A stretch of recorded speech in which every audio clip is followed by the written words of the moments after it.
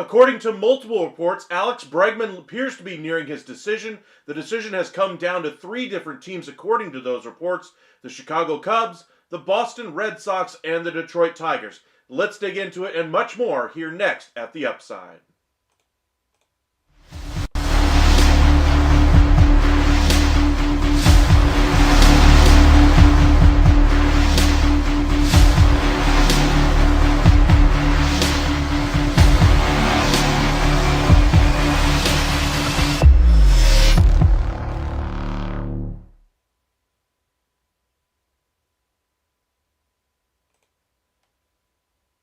And welcome into the MLB Hot Stove Daily here at the Upside Sports Network. My name is Michael. Appreciate you guys joining us late on a Monday evening. I was holding out hope that we'd get a signing official tonight anyway, as far as an announcement where Alex Bregman would go. That's why I waited so long, but unfortunately it doesn't look like it's going to happen, at least as of yet. The report that I'm referencing comes from Buster Olney and a couple of other reports out there that say the Chicago Cubs, Detroit Tigers, and the Boston Red Sox are now seen as the clear frontrunner for his services. The couple of articles that I saw anyways referenced the Houston Astros upping their offer as purely a nominal, hey, we're increasing our offer as a token of appreciation for you, Alex Bregman, but we have no real interest in going any higher than what we've already offered you at 6 for 156. The Cubs, meanwhile, have rumors coming out over the last couple of days that they're starting to have their eye wander a little bit, that they might not just be after Alex Bregman. The news today is about Justin Turner. So I think the Cubs are pushing a little bit back here on Alex Bregman's camp,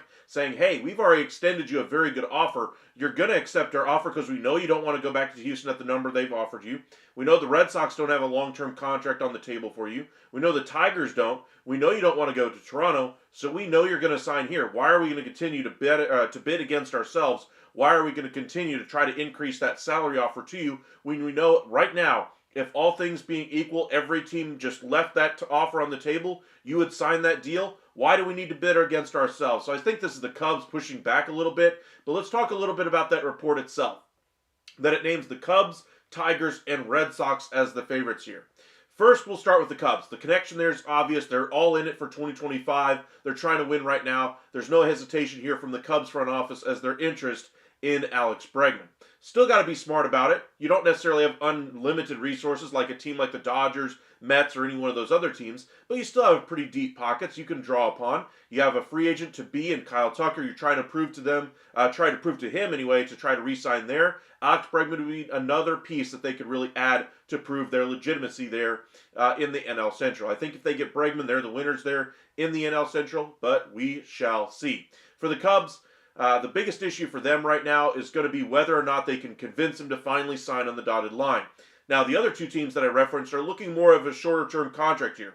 Boston is a little bit more of a wild card because while they have the flexibility that they could absorb a long-term deal here, it sounds like they're kind of having mixed feelings this entire offseason as far as whether they're even interested in him in a long-term contract. Now, sure, I think he'd be great in there. I think he'd be a fantastic right-handed hitter with that Green Monster. I think just how the Crawford boxes work for them in Houston, I think the Green Monster would do the same thing for him there in Boston.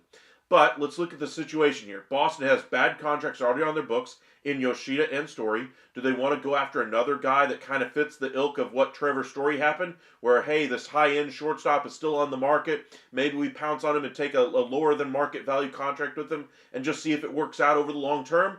Obviously, that did not work, and so I don't think they want a repeat of that. I don't think they have to worry about that with Bregman, though. I think he's got enough track record of success and of being on a productive, winning team more than anything else that'll give you a difference-making quality to him that Trevor Story never had. But I would say they're probably the least likely out of the three teams that I mentioned to get him.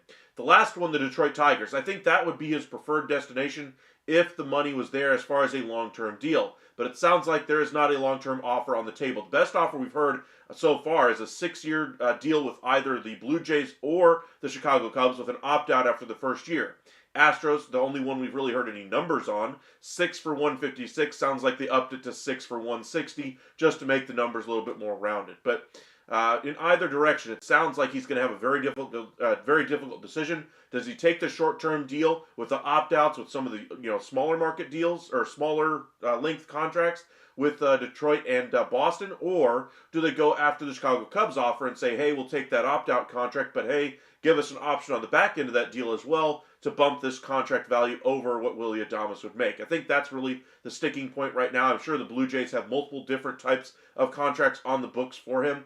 It's just a matter of which one he would like to go for. Does he want the short-term deal with a high AAV? Does he want the long-term deal? Does he want the medium-range deal? I think all options are on the table there for Toronto. And as I mentioned, Houston's still a possibility, but it sounds like the favorites, according to a few out there, are Chicago, Detroit, and Boston. Now, speaking of that report specifically from Buster Olney, is he my number one source for free agent news? I would say no. Is he still a respected source from time to time? Absolutely. Is his information the most accurate in the sport anymore? No, it's not. He's kind of fallen behind some of the other big reporters that are still out there. Even though some of those guys get things wrong, Buster Olney is usually one of the further behind of those guys. Very rarely is he a quote newsbreaker. So I find it interesting that it's coming from Buster Olney as the primary guy on this one, and so I have a little bit of doubt here as to its validity. So I have to pass this along to you guys. Take everything I'm saying here with a big grain of salt as far as, them being the favorites here, because I wonder just how plugged in he really is to the situation. I'm sure as being a baseball reporter, getting close to spring training, he's got his sources with these teams. I'm sure he has all those things, and I'm sure that's what he's hearing. But the question I have, is it the most accurate thing? Or is this something that the agent is feeding him? Or the teams are feeding him? That's another issue. Is he a reporter that's being manipulated here? That's my worry here. So, kind of take everything I've said with a little bit of a grain of salt. But the bigger story here, kind of stepping away from Bregman here, is that we're getting closer to spring training. And I'm expecting this deal to happen fairly soon. Even if we didn't have this report, we pretty much know where the market is on Bregman, and we've known for a while now. With Alonso being done, Boras can focus entirely on this deal, and I would expect this deal to get done very quickly here. I would say probably by the 18th. Sounds like a reasonable deadline. I've heard from a couple of other reporters, not named Buster Olney, and we'll see if that one gets across the board there. Let's go ahead and scroll up here and just check on some of these comments. Appreciate you guys joining us. Welcome in Holly, Master Vinman, Bill, VPC, ZX, Aiden, maybe Bregman signing tomorrow, hopefully. Chicago reports are not expecting Bregman to sign to the Cub, offered only a 3-year deal with opt-outs. I had heard that one as well, the 3-year deal with opt-outs. I'm sure that's one of the smaller deals, but I had also heard about the 6-year deal with an opt-out. That one sounded like a lower average annual value, which is why it sounded like Bregman went back to the Astros in the first place to see if they could get them to spur some action on his contract. But we shall see. Sean, Master Vinman, that's not true. What have you heard, Sean? Aiden, imagine if Bregman got a 1-year deal. I mean, he very well could get a 1-year deal, or at least what functions as a 1-year deal when he gets that opt-out. Bill, Mike, I think it's time we address the Toronto Blue Jays organization. Shapiro and Adkins are a clown show. It's not the city or the T. I'll put it this way. For the Blue Jays, this offseason is going to be judged solely on whether or not they get that extension done with Vlad Guerrero Jr.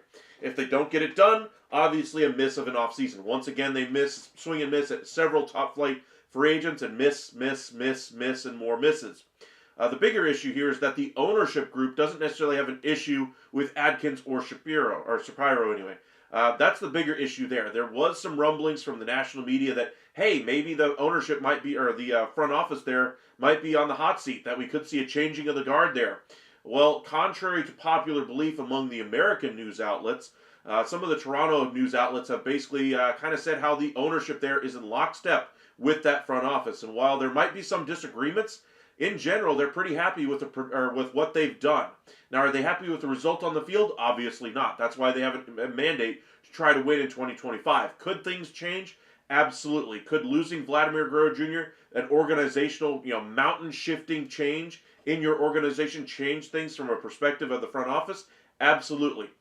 But as it currently stands, I don't think they're as on hot of a seat as everybody thinks they are. Even if things go poorly this season, I'm not sure they get fired at the end of the year. I'm not sure that they'll be let go. In fact, I'm not sure that they won't be offered contract extensions. That's just how I see things there in Toronto. With the reports on the ground there in Toronto say that ownership is fairly happy with the job they've done. They understand the product on the field hasn't worked, but they don't necessarily hold the front office accountable for that. They're holding poor performance on the field and the manager more accountable than it sounds like the way they're holding the front office. Now, like I said, that could change in an instant, especially if Vlad Guerrero decides to leave. But for right now, I don't think they're on nearly as hot of a seat as, say, the Chicago Cubs. I think nobody's really talking about that one. An organizational mandate again here to win in 2025, and yet nobody's talking about Jed Hoyer and company. Nobody's making any mention about the or how things they really try to push forward to bring in Craig Counsell, and it didn't work out in year one, obviously. Year two, if it goes the same way, we might be looking at a Craig Counsell going out the door in the front office as well. This could be an organizational shift there. So kind of keep that in mind as we get towards the trade deadline, how teams are stacking up, and those two front offices, if they're still on the hot seat or not. Let's see here. Sean, Buster Olney. Hold on there. Buster Olney said the Cubs are still in it. Absolutely. You got your info from Bob Nightingale. Okay. Bill, stadium, it's the ownership and the organization. When you can't sign your franchise icons, it says everything. Yes and no. I mean, we're seeing kind of a player movement epidemic. Obviously in other sports, especially in basketball, kind of been an ongoing thing. I'm not saying that it's going to cross over different sport lines or that baseball is a completely different animal, but to a certain degree it is. Baseball, you have 6 years of service time with your own club. You become beholden to that city after a certain period of time. Very, very rarely do you see the big guys ever truly leave their team that they started with. Look at Aaron Judge and how he went back to the Yankees because that's where he wants to play. Of course, they're the Yankees. You never really know. But as far as like smaller market teams, they have a hard time keeping those players because they can't afford those level of contracts. That's the main reason why you see player movement is just the contract is better in those bigger markets. And, that's why you see players really move. But as far as your comment there about, why you can't sign your own franchise icons, I don't think the money issue will be the problem there in Toronto. I think the instability of the organization might be more the issue there. As far as the talent on the field, what does he have to work with? What does the future hold as far as their prospects? Is there anything coming? How much more money do they have to spend? And their ability to lure in other top-level free agents. Now, over the last couple of years, that's taken a real nosedive. They haven't recruited any, or they've tried recruiting a lot of top-flight guys and fell. Just failed every single way they possibly could have. And finally were able to bring in Anthony Santander to at least give them somebody for the long term. They had to go the trade route for Jimenez. Don't really like that deal either. Like I said, this whole offseason will be judged on whether they get that extension done for Vlad Guerrero Jr. or not. Nightingale did not say he wasn't going to the Cubs. I know he did not said there was still a chance. Yes. Bill, player development is in the bottom 5, and despite Santander signing, to me, they're going nowhere fast. That's kind of my worry as well, Bill. I don't really see any long-term guys that are going to be on the roster in, say, 3 years outside of Jimenez, who's going to have a severely untradeable contract, and Santander. Now, if Bo Bichette leaves, then you move over Jimenez over to shortstop if you have to. Maybe you bring up Martinez. There's a lot of different pieces that could go in there for Toronto, but none of them nearly as good as Bo Bichette. And obviously, the bigger piece is Vlad Guerrero. If they lose him, I think this organization is going to have to go through a very difficult rebuilding phase because I don't think retooling would be on the table at that point. Hey, Mike, what do you think about the Cubs? Do you think the Cubs still land Bregman? I still believe the Cubs are going to be the team for him. Master Inman, my Cubs are already down a man, at least temporarily. Javier Assad is getting an MRI for a strained oblique. There has been some injury news anyway there. Derek Gould said that Arenado will be traded before the season. Guarantee that will happen. Understood. To me, the Blue Jays have no real long-term plan. I think their long-term plan hinges on whether or not Vlad Guerrero decides to sign there long-term. If he doesn't, they'll have all kinds of money to go out in free agency and try to add another big superstar. But I'm not sure any of those superstars are going to go there unless they miss every other destination that they're trying to go to. So that's, again, been the issue there for Toronto that we saw with San Francisco for the last 5 years under Farhan Zaidi, who just got hired today, by the way, by the Los Angeles Dodgers, that under Zaidi's leadership there in San Francisco, they were the fallback option. Hey, you didn't get your preferred contract from the Chicago White Sox? Come on, Carlos Rodon, we'll sign you. Hey, Blake Snell, you wanted to get a big Mega Millions deal in free agency? Go ahead, sign 1 year here. We'll go ahead and see if you can rehab your value a little bit. Get your long-term deal elsewhere. Matt Chapman, the market really didn't go after you as hard as you thought. Go ahead and sign a deal here. And then, oh, by the way, you're not exactly one of the greatest third basemen in the game anymore. and so we'll go ahead and sign you to a long-term deal now that you're more in our price range and you don't really see any other prospects of signing with another club. That was the issue under Farhan Zaidi.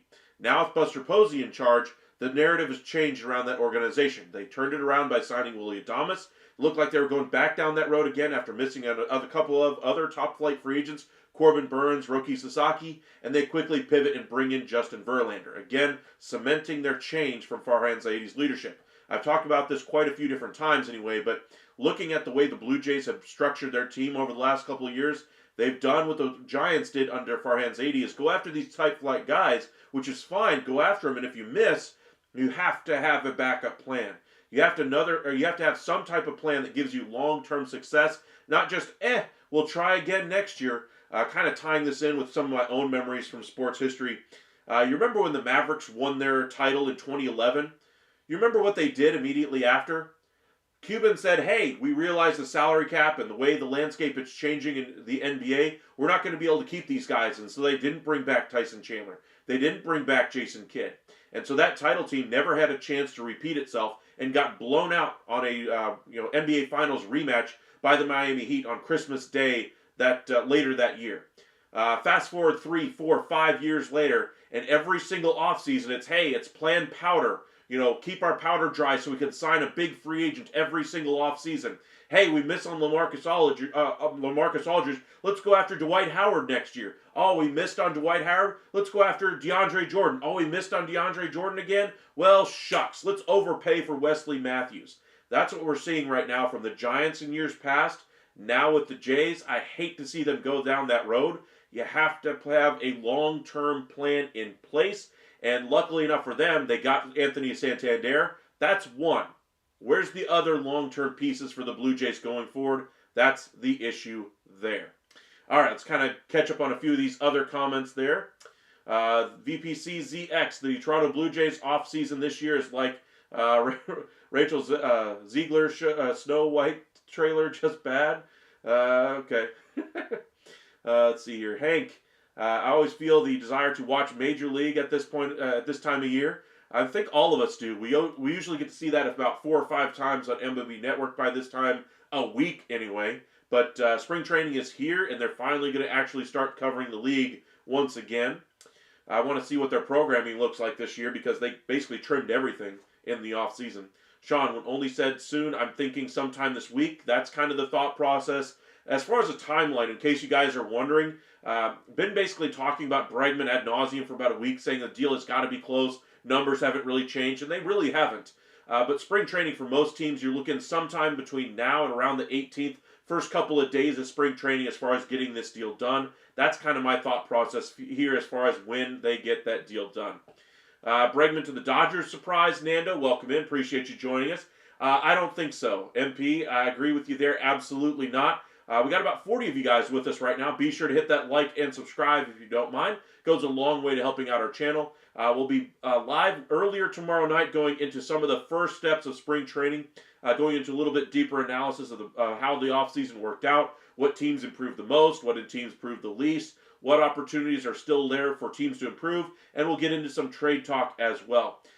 One other note on the Minnesota Twins. I wanted to get to this one before we hang it up on the that part of the discussion anyway. The Twins this offseason had to go to ownership to be able to get 2 small deals signed to bring in 2 free agents. The total they spent, $9 million in payroll. Now, understandably, they're trying to figure out their ownership situation. They were basically told they didn't have any money to spend, but it's fascinating to me that they had to get ownership approval to make those deals. Now, I mentioned that last night. The new part today is that you'd expect now with their budget essentially maxed out after you already got approval on 2 guys, you're not going to get more ownership approval to increase the payroll, especially when they're trying to figure out the team's finances with an ownership change coming soon. But you look at this Twins organization, you'd expect the trade chatter to tick up. And understandably, teams have their rosters pretty much set. But you'd have to expect there'd be some discussion about Christian Vazquez, a way to offload his salary. Chris Paddock could be a depth starter for somebody, or maybe a long reliever out of a bullpen. Maybe you get some calls on Pablo Lopez, or at least begin the, touching base. Hey, Minnesota, we're thinking about Pablo Lopez. I know you're probably not looking to deal him right now, but what would you say if we did offer X, Y, and Z? There's none of that happening, according to Derek Falvey, who spoke with a couple of different Twins beat writers, that they haven't really been exchanging any talks. The phones have actually quieted down ever since these signings that they did make. Now, understandably, this is kind of the time of year that you see teams try to figure out what their own rosters are first, especially as we get into the first couple weeks of spring training. But you'd expect with the Minnesota Twins, with their lack of movement this offseason, they would be one of the teams that would still be fielding calls, and they really haven't been.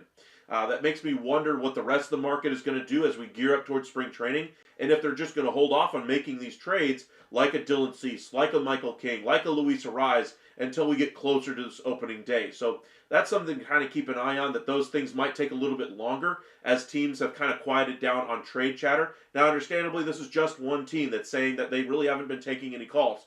But kind of the consensus has been in the industry over the years that as you get closer to spring training, you kind of focus on your own team, figure out what holes you still have left, and then you try to fill those holes. So might take a week or two for us to really pick up on the trade chatter as we get geared up for opening day.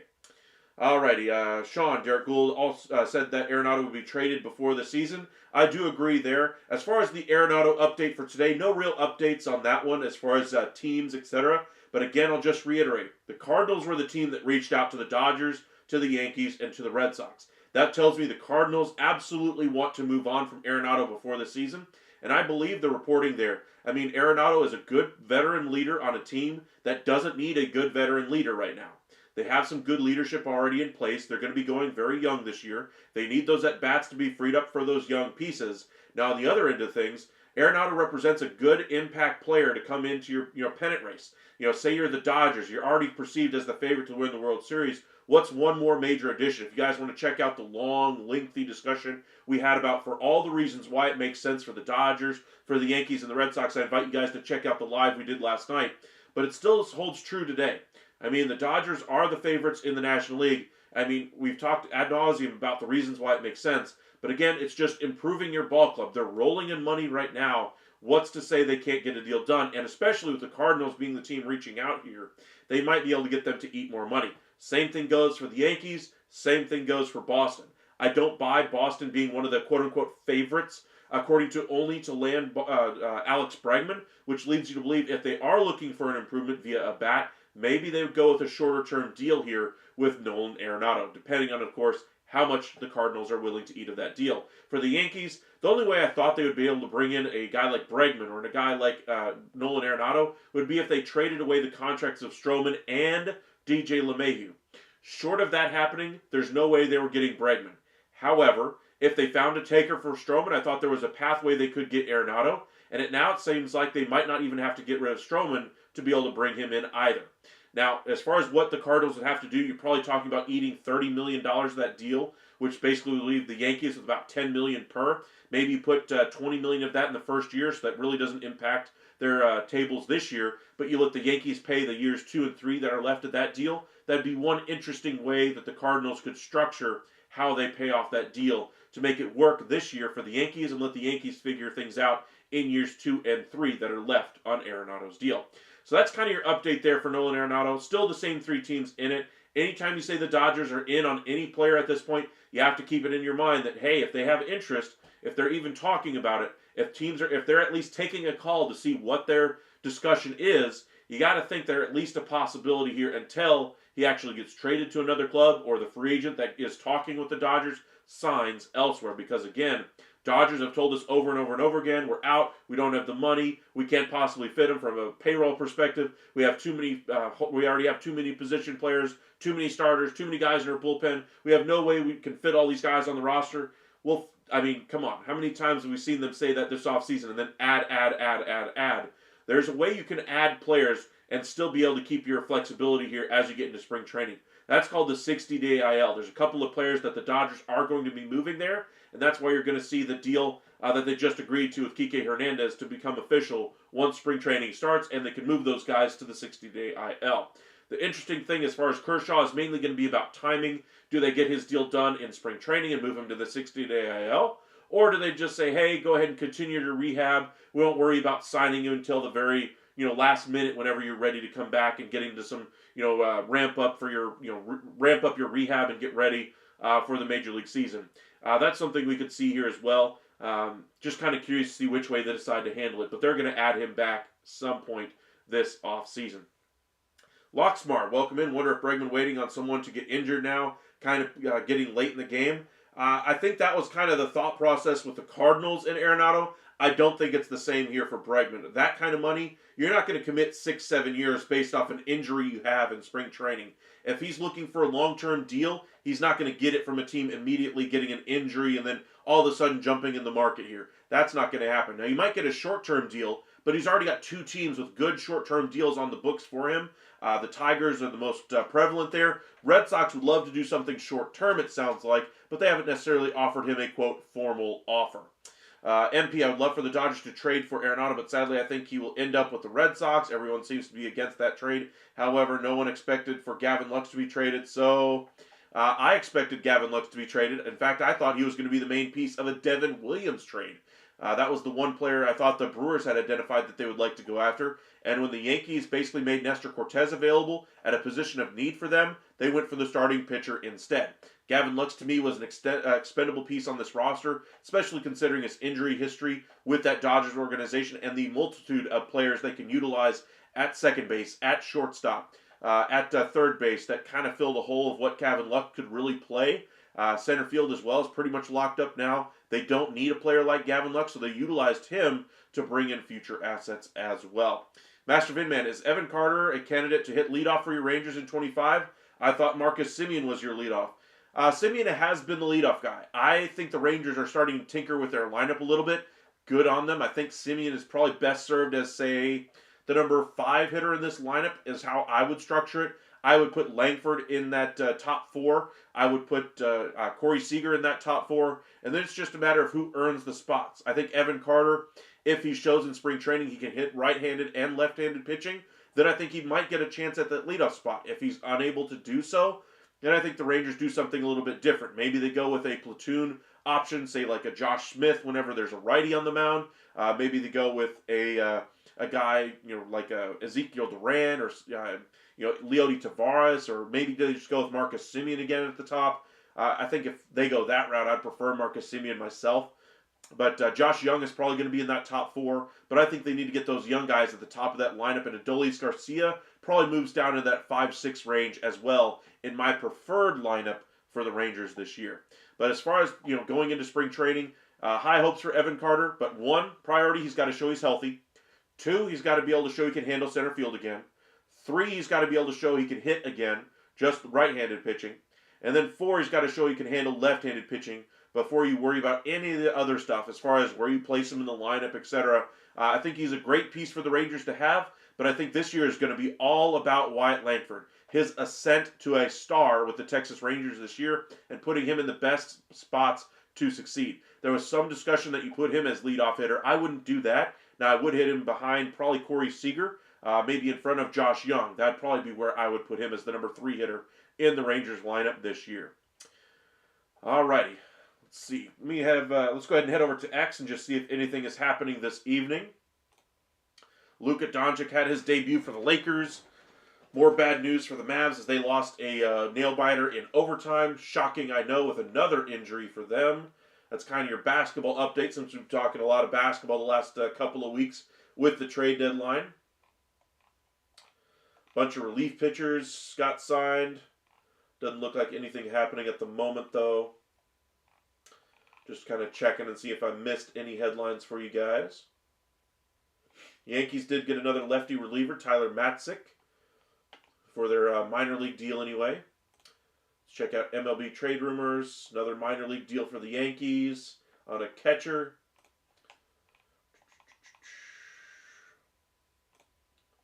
Where will Nick Pivetta sign?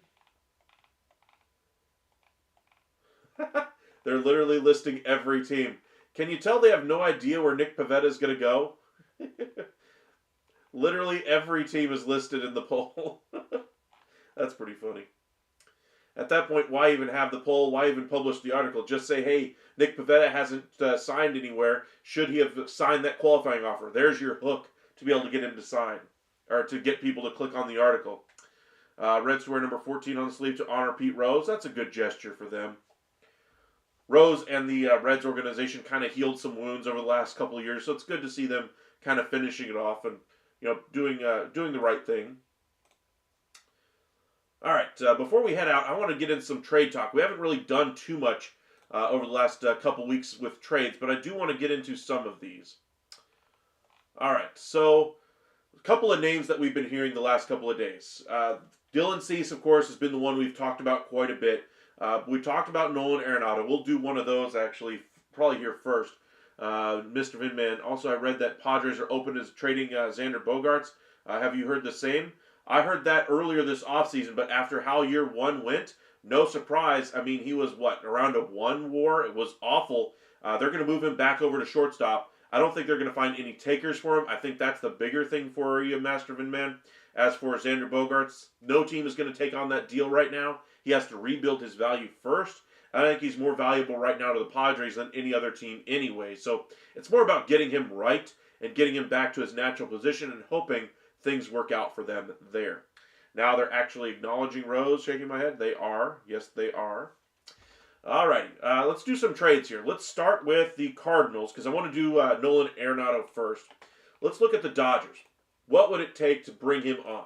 Now remember, the Dodgers are looking to save a lot of money here, so we'll start with the surplus value here. Arenado's got about $61 million owed to him over 3 years. Now the Dodgers are all about deferrals, etc. So when you go over to the Cardinals, you're going to probably have to eat. You're going to eat $15 million of that for Houston. Dodgers are more willing to part with a couple of prospects to be able to get that contract down because you're not going to get deferrals. You can't renegotiate a major league salary and decrease that salary. We saw that case arbitrated when the Rangers tried to trade Alex Rodriguez for Manny Ramirez back in like 2004, I think it was, somewhere around there. That wasn't going to happen. Ultimately, went to the Yankees. But let's go back here to the Dodgers conversation.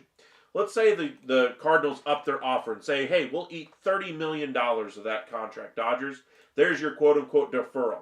Now you can go ahead and add him to your roster, whatever you can get. But I want a decent prospect in return. So 13.4, you should be able to get a decent prospect out of the Dodgers system for that piece. You're not going to get Dalton Rushing. He's going to be at the MLB level. Any of these pieces here, Zaire Hope has got a big year coming. You're not getting any of these guys. However, if you wanted just one piece you could really hope for, Quintero might be your best piece. Now, if you want some starting pitching, Bobby Miller might be the odd guy out of that rotation. So if you're looking for some starting pitching, if you're the Cardinals, that'd be one way to get it. I think that'd be a great option there. Emmett Sheehan has seen his status kind of drop off a little bit. That'd be another player. Emil Morales, I think, is going to have a huge year along with Vargas. Those are two prospects I would love to have. I don't think the Dodgers are letting you get anywhere near them. But those would be the two that I would really love to have. Now, I say you threw in Helsley. Maybe you get one of those prospects at that point, but I don't think they'll do that. So let's try to build this package out a little bit here. Say you went for Bobby Miller because you think you can have him in your starting rotation. You trade away somebody out of that rotation, like a Sonny Gray or somebody at the deadline. You throw in one smaller piece here, like a 18-year-old Chase Harlan, low-cost piece here. But that would be enough, I think, to get this deal across the finish line. Let's validate. It's a little bit of an overpay by the Dodgers, but you're getting $30 million being eaten here by the Cardinals. All right, so let's post to the trade board there. So there's the trade. Cardinals eat $30 million. Dodgers get Nolan Arenado. You put Bobby Miller over to the Cardinals to help out their rotation and a prospect that they can hope on. Meanwhile, the Dodgers probably move, Chris Taylor or somebody to 60-DL or just, release him into free agency. That's a possibility as well, but we shall see. Oh, no. Luka just went down? That sucks. All right. Try to catch up on a few of these comments here. With spring training starting, we'll see more signings this week. You'll see a lot of minor league deals this week, that's for sure. I signed into all three of my accounts and liked on all of them. Thank you, Bill. That's really nice of you. Appreciate that. Sean, will Bregman sign this week? I believe so. Sometime between now and the 18th. So between the next 7 or 8 days, I would say that gets done. Bill, come on, guys, like this channel. Give Mike the help he needs. He's on every night. We got to do our part. Thanks, man. I told you guys I'm going to be live every single night, so be sure to join us. Turn on your notifications. Follow us over at X at Upside Ascend, but primarily, hit that subscribe button, like the video, interact, spam the hearts, do something. That's how it really helps our channel out the most, so I really do appreciate that. And those of you who do directly help us out by sending us super chats, I wanted to thank you once again as well. Rod, I heard the Jays looking at Luis Robert or Bogarts. I did hear about Luis Robert anyway. Robert, however you want to call it, or whatever you want to say his name is. Bogarts, I had not heard, but I don't think there's any positive value there on that deal. I don't think they would take that contract on. Now, if they move, or say if he has a nice rebound season and they lose Bo Bichette, maybe that'd be one way for the Padres to save some money long term. But I don't think that's going to happen. Now, Luis Robert, that's one player I have heard in connection with the Blue Jays for about the last year and a half. Might be the kind of desperation piece that they try to go after to try to make a run this year. I hope that they don't do that, though. Luka just left the game with a non-contract injury. I just hope he's okay, man. I mean, that's what happened with AD. AD's going to be out probably 3 weeks, maybe a month. Luka, I have no idea. An ACL injury? Yikes. I mean, he was expected to come back around the 8th. They pushed it to the 10th. But he looks shook, my man, as far as that trade. I'm a huge Luka fan. I will always root for Luka. I really hope he's okay, though. Luka just resting. Let's see here. Bill, the Yankees signed Tyler Matzik. If healthy, he's a major addition. If healthy, yes, and if he performs. Minor league deal here, little risk here for the Yankees. Big reward if it does work out the same way it always goes for these minor league deals. 30-point lead in the fourth. Luka not going back in, obviously. Michael, believe the... let's see here. You're saying Luka's not hurt, Roy?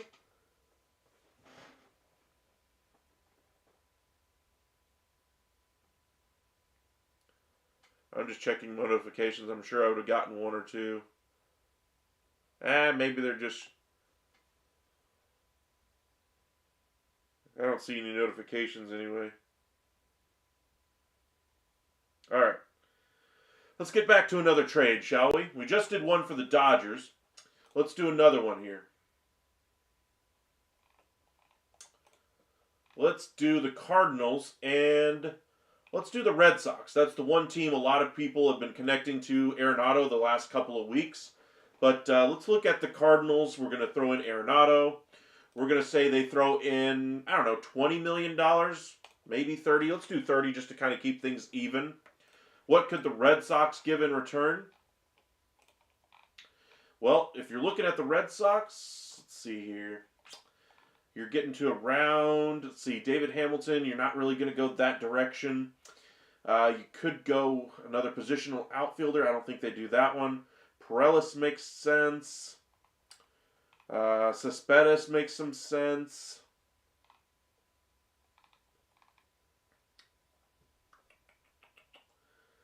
Cooper Criswell, who's already got majors experience. That could be one player that goes. Let's do that one. Give you some depth in your pitching staff. And then you throw in Cespedes. How close are we? I think we're a little over. It's actually not bad. Somebody with major league experience as a starter, or can be a starter anyway in Criswell.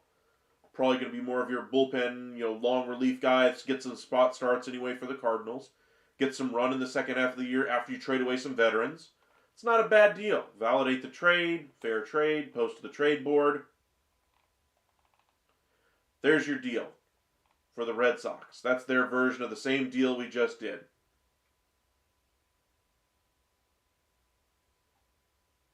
Hey, Trent, slow down on that one.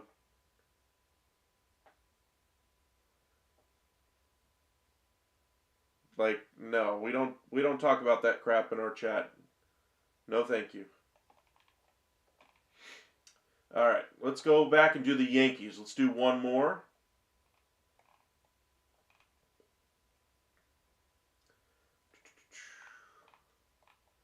Yankees and the Cardinals.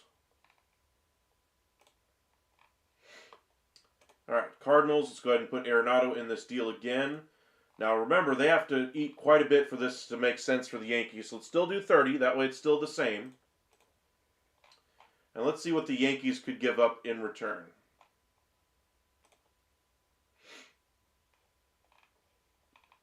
So again, you're looking around 13. Spencer Jones, you're not going to get him, I don't think. So you're probably going to be looking around Arias. That might be your headliner piece. They could go with more quantity here with a couple of starting pitchers and a young catcher. Maybe you go Ben Rice as a positional player. They're going to put Contreras over there at first base, so I don't see how that would make too much sense for them, especially with him signed long term. I'm going to probably go more of a quantity approach here. Yeah, I think I'm going to go quantity. So if I were the Cardinals in this situation, I would want 2 starting pitchers back, Hampton, Lalane, and then I would I want the catcher, or would I want another starter? Basically taking a lot of the Yankees' depth in their starting pitching here. I think you'd be better off going with the catcher, though. Give them somebody to hope on. Let's validate the trade. How close are we? 14.3.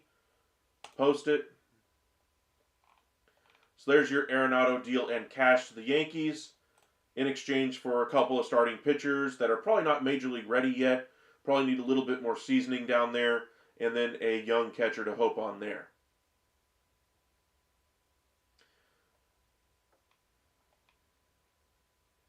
Trent, settle it down, my friend. I don't usually have my moderator get involved, but slow it down. Last warning. All right, let's see here.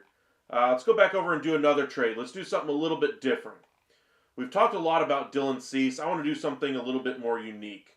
What's another player that we could see traded sometime in the early parts of the season or into the first parts of the season, or into spring training here? Braves are still looking for some starting pitching, but they're not going to do anything big they're not going to do anything unless it's a big or upgrade for them. Brewers I think are a team that could go after some pitching that's still out there on the market. I don't think they'll trade for it if they don't have to. We've talked a lot about Jordan Montgomery and the Diamondbacks. Dodgers, they have all that talent on that roster. They have some extra arms that they could use. I don't care who started it. Thank you. All right. Let's see here. Giants. They have Doval that they could move. Robbie Ray, I think, is an arm they would like to move on from. Let me see what their salaries look like. Robbie Ray got 2 years left. That's not a bad deal if Robbie Ray can get back to the pitcher he was. Jordan Hicks as well. Say Robbie Ray gets back to the pitcher, at least a productive starter in that rotation. He probably profiles as your number 4 going into the season. I'm trying to think of what would make sense for them. Say a team like, we talked about the Orioles needing a number 1. Robbie Ray I don't think fits that definition anymore.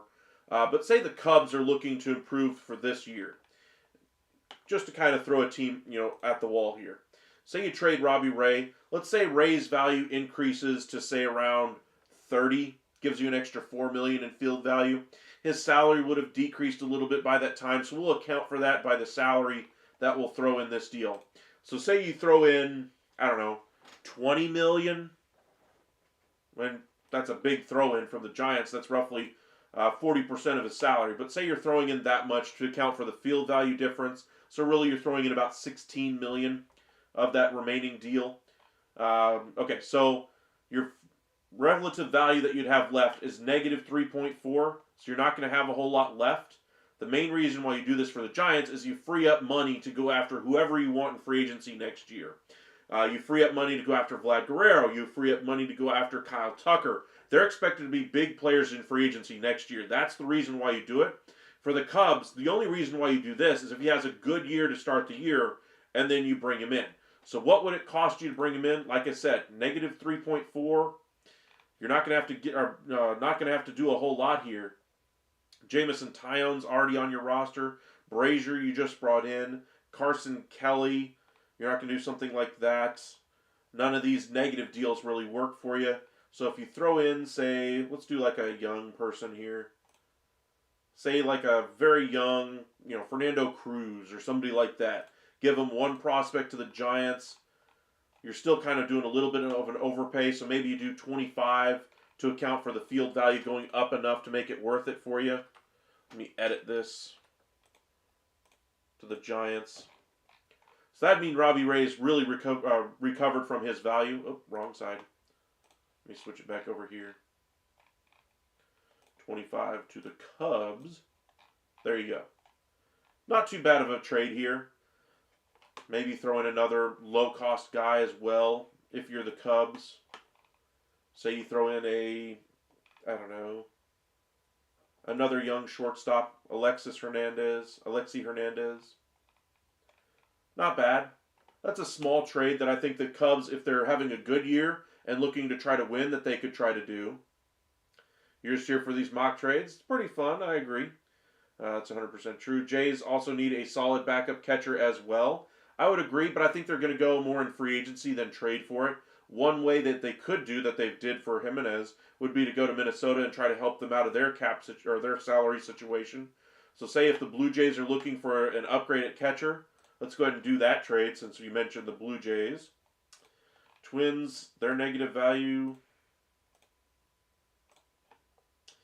Vasquez, 1 year. You're getting $10 million in salary, though. So if you're the Blue Jays, what do you give up for a negative asset in Christian Vasquez? You're not going to get them to eat salary, so get that out of your head first. The whole point, the reason why they're doing this is to offload some salary. Maybe you could trade them Miles Straw, bad contract for bad contract, spreading out the $10 million over 2 years versus 1 year. Straw could be a defensive player for them if in the event that they trade one of their current outfielders. Maybe put a Swanson in this deal, give him a bullpen arm. That could be a possibility. Honestly, I don't think that's a bad option there. Say you give him Swanson, saves the Twins $7 million, and gives them a bullpen arm. I'm not even sure if he's healthy or not, but that'd be one way to get your backup catcher.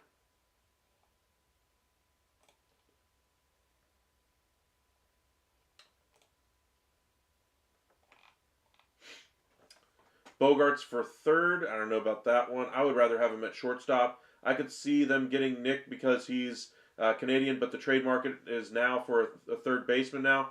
I would say Bogarts getting back to his natural position of shortstop is paramount first. And like I said, you just have to get his value back up. You can't let him go over to second base for 1 year, tank his value, and then say, we'll take him off your hands there, Padres, for a bag of potato chips, or for you to eat, $50 million of that deal. That's not going to happen. It's just not possible to trade him with as much money as left on his salary. Now, as far as Carlos Correa, that's more of an asset you could go after. If you're trying to take on a big contract from another club, I think he could be had for the right price. Say you're trying to fill in the spot for Bo Bichette. Say Bichette leaves if you're the Blue Jays. You go after Carlos Correa just because he's readily available. And he's got some positive value left as well. So let's just kind of look at it. Twins, you're saving them some money here as well. In fact, we could even do a 2-for-1 deal here. Say you bring in Carlos Correa. 39 value. That's a lot of value there. You're trading him to the Blue Jays. This is in the event Bo Bichette leaves in free agency. Negative assets. Excuse me, wrong button there. Christian Vasquez, you get off another $10 million. Blue Jays, you're trying to get up to 35. So what do you give up? All right, so I think you would probably start with Martinez, who's seen his value kind of crater the last couple of years, but he's still got good value. That's your headliner piece. Now you're going to need at least one more solid addition, and if you're giving up Correa, you're probably going to have to go with Namala. I don't know if you go that direction, though. Maybe you go Kasevich. The Twins are not going to be ready to compete anytime soon, so I think they would want Namala first. Now it gets you to 31. Now you need around 3 value. So you go with Landon Moritas. I think he's got a good chance to go off this year, though. Saw a couple reports on him. Emmanuel Bonilla, maybe go position player. They've got a good group of position players coming. I think they would like a young starter, though. Rojas. Maldus. Let's go to the second page here. Barrera, 20 years old. That makes a little bit more sense. Let's do that one. And one more piece just to push it over the top. 18-year-old starting pitcher Johnny Kane. There you go. Validate the trade. Post it. Rhea. Ay. All right, so there's your trade there. This would be one way the Blue Jays take advantage of the Twins trying to save some money by offloading Vasquez, who solves their need at backup catcher right now. If Bo Bichette is having a bad start to the year, or they're needing an improvement, or they're just trying to improve their offense overall, this would be one way they could bring in Carlos Correa, move him over to shortstop, and then put Bichette over there at third. That would be one way they could improve this team, and gives them a good weapon offensively to try to push for a wild card spot this year. If they go into free agency, obviously you take out the Christian Vasquez piece. Correa's value comes down a little bit. Maybe you don't have to give up, say, a Barrera in this deal. But overall, I kind of like this deal for the Blue Jays. You're not giving up any pieces that you're going to be counting on anytime soon. However, if things go poorly here, as far as Vlad leaving in free agency, I don't know about that one. That deal, Mike, could be voided due to a failed physical by Carlos. No kidding. He's had his issues with failed physicals with the Mets, etc. Brewers also got a top second base prospect with the Williams trade. They did. I heard maybe Yan Gomes. He is one other possibility that's still out there as well. But this would be kind of an out-of-the-box way for them to go after it. I doubt this would happen right now. Just kind of big caveat there. This would not be a trade that happens in spring training.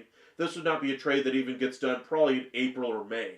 This is a trade that gets done around the All-Star break at the earliest, but not before. And by that time, I think the Twins will know whether they've got a new ownership situation, what their new finances are going to look like, what direction they want to go with the franchise, all of those issues as well. Caleb Durbin was the top prospect in the Williams deal. Yes, he was. Jays need a better third baseman, I believe. I think they could use an improvement there. Ever since Matt Chapman left, they haven't really solved that hole over there. But I think bringing in Carlos Correa would allow them to move either him or Bo Bichette over there if they decided to go this route. Now, is this a type of trade I could see happening? Maybe a 0.5% chance. But it's got to start the conversation somewhere. The need for a backup catcher fits. The need for an impact bat fits. The need for the Twins to save on money fits. And your need to try to be able to re-sign Vladimir Guerrero Jr. fits as well.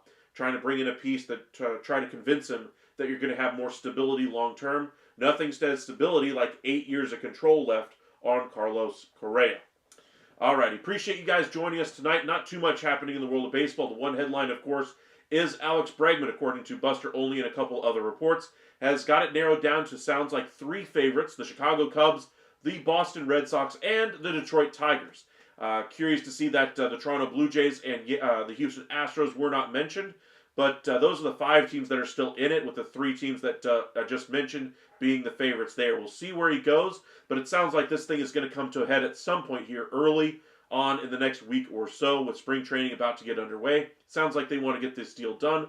The other bit of news that we already talked about last night, Nolan Arenado looks like he will be traded before the start of the season. I would almost guarantee it gets done before the start of spring training. Hopefully we have some activity to discuss and prepare those trades. We're going to go deeper into some trades tomorrow and break down how the entire offseason really fared. Missed opportunities from teams that really took advantage of their situation, and kind of give you an idea what to look for in the spring to kind of see how your team is going to do. But appreciate you guys joining us. Be sure to hit that like and subscribe. If you're new here, follow us over on X at UpsideSN and on Facebook, Upside Sports Network. But nothing helps us out more than interacting with our channel, saying hi in the chat, hitting that subscribe button, liking the video, hitting the hearts, or all the little emoji stuff that they let you send in the chat as well. Any of those options always help our channel, so I really do appreciate those of you who have done those things. And of course, if you just want to support the channel yourself, I know a few of you guys have sent us super chats in the past. that would be one way you could directly support this channel as well. But thank you guys for joining us tonight and all the support. We'll see you guys live tomorrow. We'll probably be around 7, 8 o'clock tomorrow evening, as we'll have a little bit longer of a live as well. All right. Y'all have a great one. Stay safe out there, everybody.